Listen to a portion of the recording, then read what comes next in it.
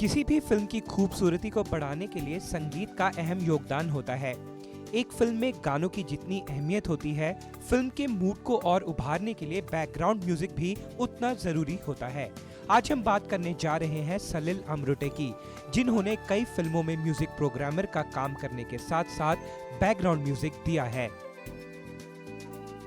बॉलीवुड में मैंने रोहित शेट्टी की काफ़ी सारी फिल्में की है एज ए प्रोग्रामर, किसी और के लिए की थी एज ए मेन प्रोग्रामर, जैसे सिंघम हो गई, बोल बच्चन हो गई। देन आई डिड गोलमाल के सभी पार्ट किए थे, ऑल द बेस्ट की थी, उनकी संडे करके एक फिल्म आई थी। Then I have worked on a film called Aa Dekhen Zara for Sanjay Chaudhary. Then there was a recent film I did for Akshay Kumar ji के लिए, Oh My God, for as a main programmer. और काफ़ी सारी भी फिल्में चल रही है। हेट स्टोरी मैंने की थी, विक्रम भट्ट की जो आई थी, वो काफ़ी सारी अप्रिशिएटेड हुई थी। और अभी काफ़ी सारे अपलाइन प्रोजेक्ट्स है, जैसे वीनस वालों की कुछ एक दो फिल्में हैं वो कर रहा हूँ। अमीषा पटेल की एक होम प्रोडक्शन है, उनका कुछ काम चल रहा है मेरा, तो है काफ़ी सारे लाइंड अप है। अब सलिल से जानते हैं कि म्यूजिक प्रोग्रामर और बैकग्राउंड म्यूजिक देने का क्या मतलब है। म्यूज़िक अरेंजर जो रहता है या म्यूज़िक प्रोग्रामर जो रहता है, पहले के ज़माने में म्यूज़िक अरेंजर्स जो रहते थे वो अलग रहते थे।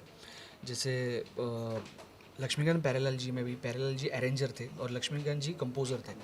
मतलब क्या रहता है कि अरेंजर का काम रहता है जो ट्यून बनाई है कंपोज़र ने उसको सजाना। और मैं समझता हूँ कि that is the most important job of A music arranger.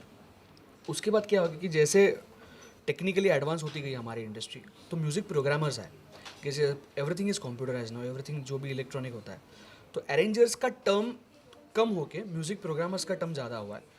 तो जैसे एक ट्यून आपने एक बनाई है, तो वो ट्यून को सजाना काम हमारा है। तो जैसे एक म्यूज़िक डायरेक्टर ने हमको एक ट्यून दी है, डा डा डा डा डा ऐसे गा के दिए, उसके पीछे जो भी चलना है वो हमारा क्रिएटिव जॉब रहता है। सो म्यूज़िक अरेंजर्स और कंपोजर्स में ये डिफरेंस हो जाता है। बैकग्राउंड स्कोर में म्यूज़िक कंपोजर भी आप बोल सकते हो और म्यूज़िक अरेंजर भी बोल सकते हो। इसलिए आप कभी कभी जब पढ़ते हो कि original background score normally AR. Rahman जब करता है, जैसे हाईवे भी आपने अभी देखी होगी, तो उसमें भी लिखता है कि ओरिजिनल बैकग्राउंड स्कोर का मतलब ये रहता है कि that background score has not been inspired from anywhere and it is his own creative thing, and normally यही रहता है। सलिल अमृटे पंजाबी फिल्म्स फेर मामला गड़बड़ गड़बड़ और साडा हक में बैकग्राउंड स्कोर दे चुके हैं। इसके अलावा कई और आने वाली पंजाबी फिल्म्स में आप इनका बैकग्राउंड स्कोर सुन सकते हैं। नवनीत सिंह की आ रही है, रैम्बो रांझा है, मुंडिया तो बच के रही है, देसी मुंडिया आ रही है, कंट्रोल बाजी कंट्रोल है। 5-6 फिल्म्स अभी मेरी अपकमिंग है जो आएगी अच्छी खासी। Hope for the best.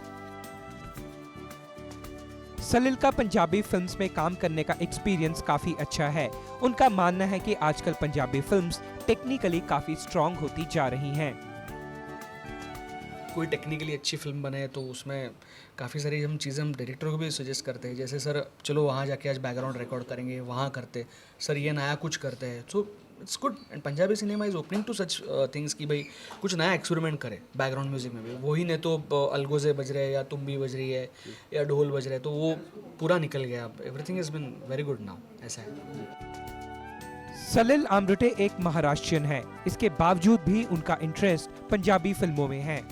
जब भी इन्हें पंजाबी लैंग्वेज में दिक्कत आती है तो कौन है जो उनकी हेल्प करता है, आइए जानते हैं इनसे। पंजाबी, हिंदी राउंड अबाउट काफ़ी सारी समझ में आती है, और जो नहीं समझती, मेरी वाइफ पंजाबी है, so I am fortunate enough to get married to a Punjabi. So मुझे कोई दिक्कत नहीं आती। अगर कहीं मैं अटक भी जाता हूँ तो उसको मैं फिल्म सुना देता हूँ कि यार ये 2-3 लाइनें हैं तो मुझे ज़रा एक्सप्लेन कर दो, तो शी एक्सप्लेन्स मी आउट, ऐसा होता है। फिल्मों में बैकग्राउंड म्यूजिक देना कोई आसान काम नहीं होता। एक म्यूजिक प्रोग्रामर को कई चैलेंजेस से गुजरना पड़ता है। चैलेंजेस ये रहता है कि फॉर एग्जांपल एक सीन आपको दिया जाता है, जैसे एक एक्शन सीन है, उस एक्शन सीन को आप और किस लेवल पे लेके जा सकते हो, that is the main challenge. क्योंकि एक्शन सीन का ऐसा है कि वो शूट करके आपको एडिट करके तो दे देते हैं, बट उस पर जो इम्पैक्ट लाना है, जैसे जो भी इफ़ेक्ट्स होते हैं, जो भी म्यूजिकलिटीज़ होती है उसमें, वो पूरा हमारे ऊपर उसका भार रहता है कि भाई व्हाट यू रीप्रोड्यूस, आप जो देखते हो एक्शन, उसका इफेक्ट सिर्फ बैकग्राउंड स्कोर से आता है। एंड मैं समझता हूँ कि background score is a very important aspect in any industry होगा। सो ऐसा रहता है। और चैलेंजेस तो रहते हैं क्योंकि कभी कभी हमारे पास टाइम बहुत कम होता है, फिल्म की डेडलाइंस होती है, कभी कभी रीशूट हो जाती है, फिल्म डिले हो जाती है, हम डे एंड नाइट काम करते हैं, कभी 2 बजे रात को चल रहा है, 3 बजे चल रहा है, but it's fun, it's a part of our industry, it's fun, बहुत अच्छा लगता भी है। उम्मीद करते हैं कि आने वाले वक्त में आप अच्छा काम करें और दर्शकों और फिल्म मेकर्स का दिल यूं ही जीतते रहें। कैमरामैन मुकेश पांडे के साथ Jaideep Mitra, Day and Night News, Chandigarh. ਖਬਰਾਂ ਦੀ ਦੁਨੀਆ ਵਿੱਚ ਆਓ, ਸਾਡੇ ਨਾਲ ਕਦੇ ਵੀ ਤੇ ਕਿਤੋਂ ਵੀ ਜੁੜੋ। ਆਪਾਂ ਮਿਲਾਂਗੇ ਫੇਸਬੁੱਕ ਤੇ, ਅਸੀਂ ਦਿਖਾਂਗੇ YouTube ਤੇ, ਸਾਨੂੰ ਫੋਲੋ ਕਰੋ ਟਵਿੱਟਰ ਤੇ। ਖਬਰਾਂ ਨਾਲ ਜੁੜੇ ਰਹੋ ਦਿਨ ਰਾਤ।